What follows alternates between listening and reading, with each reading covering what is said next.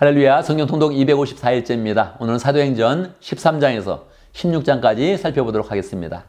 사도행전 12장까지는 베드로가 활동을 많이 해서 베드로행전 그렇게 부르고요. 13장부터는 사도 바울이 많이 활동하기 때문에 바울행전 그렇게 부르고 있습니다. 이제 본격적으로 13장부터 사도 바울이 활동을 하게 되지요.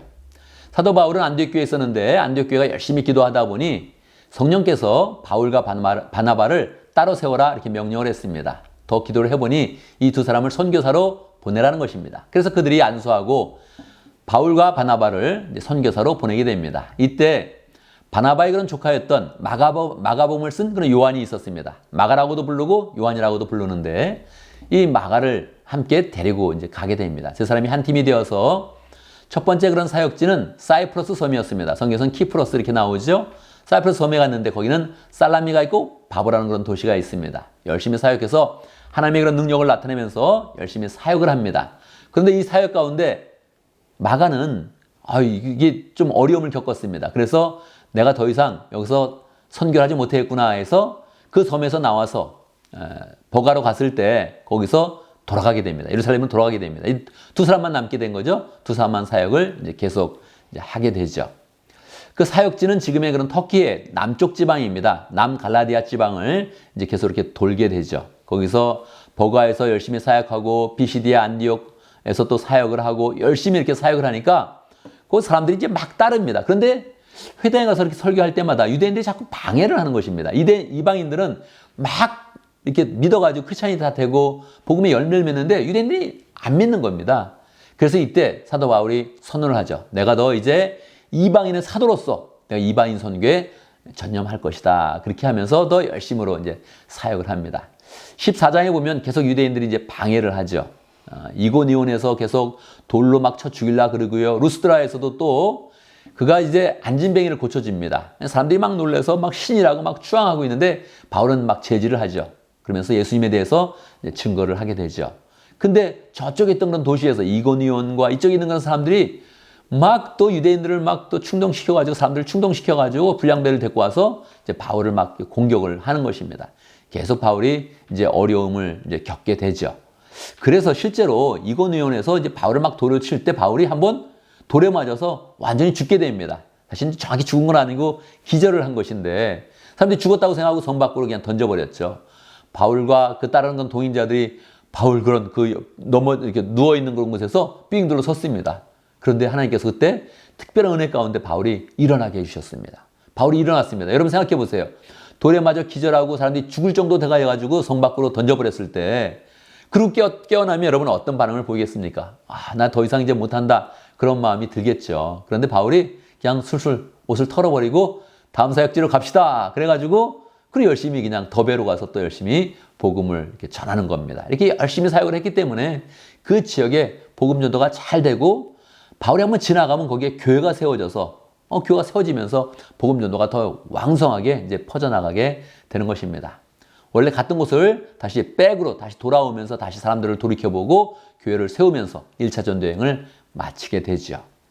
15장에 보면 바울이 1차 전도여행을 마치고 안디옥 교회에 있었는데 이 전체적으로 교회 속에서 큰 문제가 생긴 겁니다. 왜냐하면 유대인들이 자꾸 주장하는 것이죠. 모세의 할례를 받아야 된다 이렇게 주장을 하는 것입니다. 그래서 큰 그런 문제가 생겨서 결국 예루살렘에 다 모이게 되었습니다. 큰 총회를 열게 되는데 보통 예루살렘 공의회다 이렇게 이야기를 하죠. 예수님의 동생 야고보가 사회를 보고 막 많은 그런 토론이 있은 다음에 베드로가 일어나서 이야기합니다. 여러분 얘기를 많이 들었는데 내가 고넬료라는 그런 사람을 전도를 했습니다. 주의 성령에 이끌려서 그 집에 가서 복음을 전했는데 그들이 성령을 받았습니다. 모세 할례를 받은 것도 아니에요. 율법을 지킨 것도 아닌데 그들이 성령을 받았습니다. 이방인에게 성령의 내림이 확실합니다. 이렇게 이야기한 겁니다.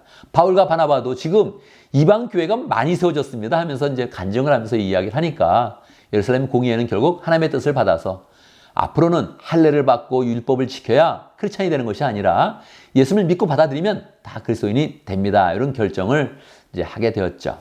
이 결정을 하고 나서 그 모든 그런 결정의 내용들을 잘 써서 총회의 그런 이름으로 각 교회에 이제 보내게 됩니다. 그 편지를 바사바라는 유다와 실라가 이제 가지고 이제 오게 되죠. 이제 그 회의를 잘 마쳤으니까 바울과 바나바가 2차 전도 여행을 또 가려고 합니다. 그런데 이때 바나바는 다시 마가를 데리고 가자 그럽니다. 바울은 안 된다고 합니다. 자꾸 저런 사람 데려가면 더 문제가 크다 해서 거기서 대판 싸우게 됩니다. 심히 다투고 서로 나누어지게 되죠. 그래서 바나바는 자기 조카 마가를 데리고 키프로스로 다시 가면서 사이프러스로 가면서 이제 복음 전도를 시작하고 이제 바울은 신라와 동행하면서 이제 복음 전도를 전하게 됩니다. 이제 성경의 그런 카메라는 바울 쪽으로 더 맞춥니다. 왜냐하면 바울이 더 큰 그런 역사를 이루면서 열매를 이제 거두기 때문이지요. 자, 그래서 16장에 보면 이제 바울의 2차 전도 여행이 시작된 것입니다. 2차 전도 여행의 그런 특징은 무엇일까요? 원래 1차 전도 여행 한 곳을 가서 교회를 다 돌아봤습니다. 돌아보면서 바울이 계속 열심히 복음을 확장하려고 하는데 잘 안 되는 겁니다. 성령이 막으시는 겁니다. 무슨 일일까 하고 잠을 잤을 때 그가 환상을 보게 됩니다. 저 마게도니아 사람, 즉 유럽 사람인데 유럽 사람이 와서 우리를 와서 도우라고 환상 속에 그러는 겁니다. 성령께서 이것을 원하시는구나 하고서 복음의 방향을 유럽으로 바꿉니다. 그래서 이제 바다를 건너서 작은 바다인데 바다를 건너서 결국 유럽으로 들어가게 되죠. 그리고 거기에서 이제 빌립보로 가서 복음을 전합니다.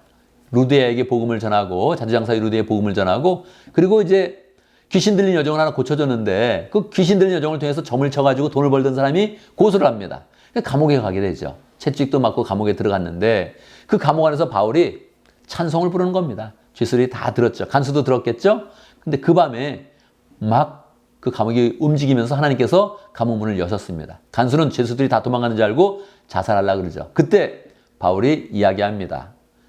나는 여기 있으니 죽지 마시오. 자살하지 마시오. 함께 얘기한 거죠. 간수가 바울 앞에 탁 무릎을 꿇으면서 이야기합니다. 제가 어떻게 하겠습니까? 이때 유명한 그런 이야기를 하죠.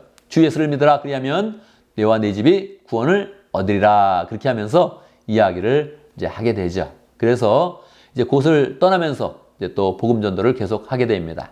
그래서 이제 복음이 아시아에서 유럽으로까지 완전히 확대되면서 복음의 그런 불결이 막 이제 움직이고 있는 것입니다.